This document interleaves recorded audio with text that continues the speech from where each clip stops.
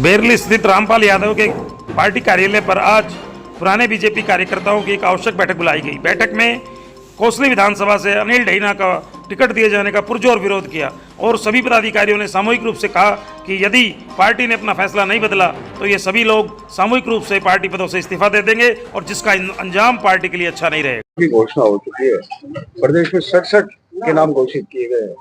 आप भी लगातार प्रयास कर रहे थे, क्या वजह मानते हैं कि टिकट कटने का और अब आगे क्या रणनीति?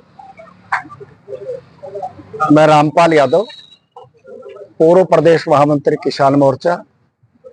आज हमारी कौशली विधानसभा की कार्यकर्ताओं की मीटिंग हुई है, जिसमें छोटे से कार्यकर्ता से लेकर सब बड़े कार्यकर्ता तक आप सामूहिक रूप से आए हैं और सबका एक फैसला हुआ है इस समय और डिसीजन लिया गया है। सभी कार्यकर्ताओं में जो उम्मीदवार उतारा है, शीर्ष नेतृत्व ने कौशली विधानसभा में अनिल को जो टिकट दी गई है, उससे सभी कार्यकर्ताओं में भारी आक्रोश है और सभी कार्यकर्ता भारी दुखी मन से आज यहाँ बेरली दफ्तर के अंदर बैठे हैं और सबका सामूहिक फैसला हुआ है कि अगर यदि भारतीय जनता पार्टी का ये तथाकथित अगर उम्मीदवार को नहीं बदला गया तो सारे के सारे पार्टी के पदाधिकारी अपने अपने पद से त्याग पत्र सामूहिक रूप से प्रदेश अध्यक्ष माननीय श्री मोहनलाल बुड़ोली जी को भेज रहे हैं, सारे के सारे। और केंद्रीय नेतृत्व को यह एहसास कराना चाहते हैं, या तो आप इस प्रत्याशी को जो लोकसभा के उम्मीदवार का दीपेंद्र का बूथ संभाला है और जो है रात और दिन उसने एक किया है, ऐसे तथाकथित उम्मीदवार को अगर नहीं बदला गया तो हम सारे त्याग पत्र सामूहिक रूप से देंगे और सामूहिक रूप से त्याग पत्र देने के बाद शाम के समय जितने कार्यकर्ता थे, जो उम्मीदवार थे, 5-6 जो रेस में थे, भारतीय जनता पार्टी का उम्मीदवार यहां से चुनाव लड़ने की जो दावेदारी थी, जिनकी मजबूत दावेदारी, वो अगर सारे बैठ करके शाम तक फैसला लेकर के, कार्यकर्ताओं ने कहा अगर वो फैसला लेते हैं, उनमें से अगर एक उम्मीदवार आते हैं तो तमाम कौशली विधानसभा के सब कार्यकर्ता उस उम्मीदवार के साथ तन मन धन से काम करेगा।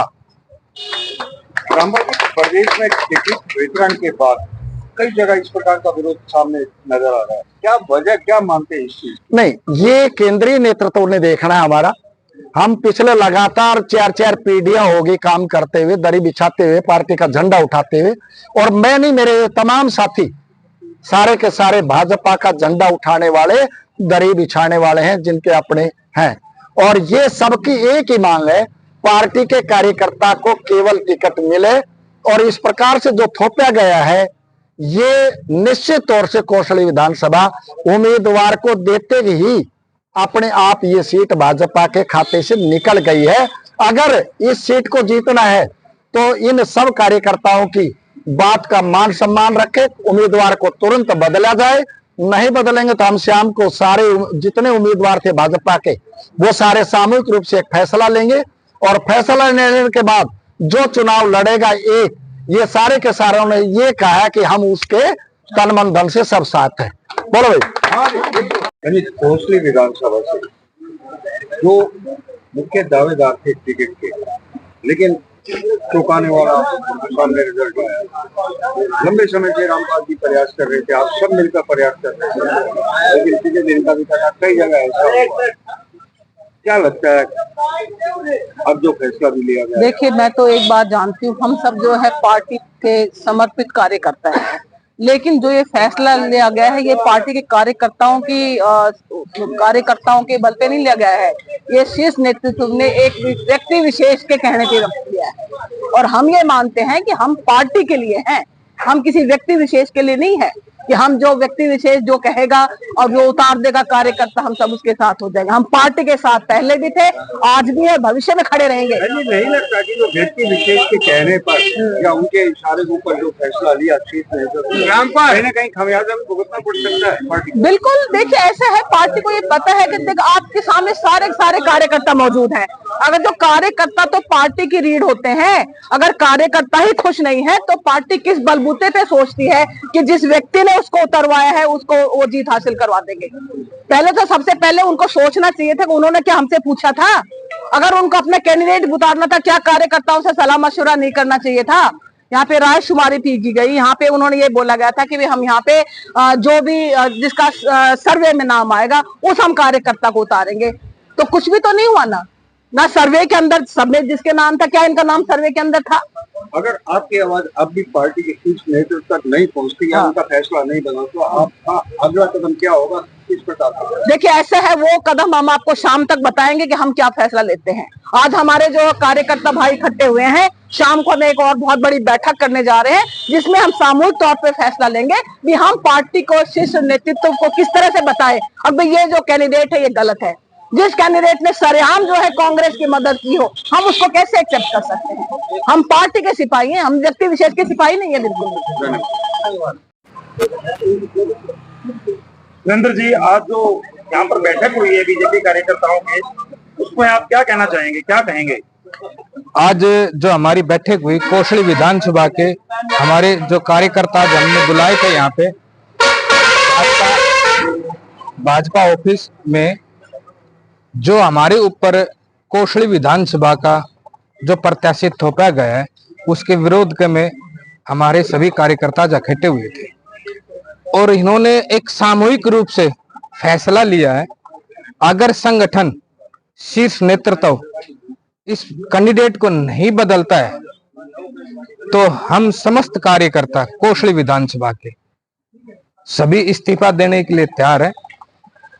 ये बात तो मान ली आपकी कि आप इस्तीफा देने के लिए तैयार हैं, लेकिन जो कैंडिडेट यहाँ पर थोपा गया है आप सबके ऊपर, अभी आप कह रहे थे कि ये कैंडिडेट अभी कुछ दिन पूर्व दीपेंद्र हुड्डा का एजेंट था और भी बहुत कुछ आप इसके बारे में कह रहे थे, वो भी जरा बताएंगे दोबारा एक बार विस्तार से। जो ये कैंडिडेट था, इन्होंने 2023 में जिला परिषद का चुनाव लड़ा था मेरे समक्ष जी, और 1676 वोटों से मेरे सामने ये हारा था जी, और साथ में इनके गांव से ये खुद 52 वोटों से भी हारा था जी। और जो अभी लोकसभा के चुनाव हुए, डॉक्टर अरविंद शर्मा ने यहाँ से चुनाव लड़ा, उन्होंने पार्टी के साथ इतनी बड़ी गद्दारी की कि कांग्रेस की सपोर्ट करी, इन्होंने कांग्रेस पार्टी की खुली सपोर्ट करी, लोगों के पास इन्होंने फोन किया है और मेरे पास प्रूफ है इस चीज का कि इन्होंने फोन किया है। और फोन करने वाला जो कांग्रेस की सपोर्ट करने वाला और शीर्ष नेतृत्व किसी विशेष व्यक्ति के दबाव में आकर ये पार्टी के ऊपर, कार्यकर्ताओं के ऊपर अगर थोप रहे तो ये अन्याय है। कार्यकर्ताओं का जो मूल कार्यकर्ता है उनकी भावनाओं को ठेस है। तो आप क्या फैसला लेंगे अभी जो फैसला लिया है ये यही लिया है, अब जो हमारी जो अभी जो मीटिंग हुई है उसका मैं, अगर पार्टी नेतृत्व इस कैंडिडेट को नहीं बदलती है तो हम सभी कार्यकर्ता सामूहिक रूप से इस्तीफा दे रहे हैं और आगे की रणनीति जितने भी कार्य जो हमारे कैंडिडेट जो दौड़ में थे वो सभी इकट्ठे होकर एक लेके आएंगे और चुनाव उसी कार्यकर्ता के साथ तन मन धन के साथ लगेंगे। राजकुमार जी, आपका पूरा परिवार बीजेपी के साथ वर्षों से रहा है और आप भी एबीवीपी से भी और बहुत सारे संगठनों से काम करके पार्टी में आए हैं। आप भी इस बार कोसली विधानसभा से दावेदार थे जी। जो कैंडिडेट आप सब लोग कह रहे हैं कि थोप दिया गया है, आप क्या कहना चाहेंगे पार्टी के डिसीजन पे?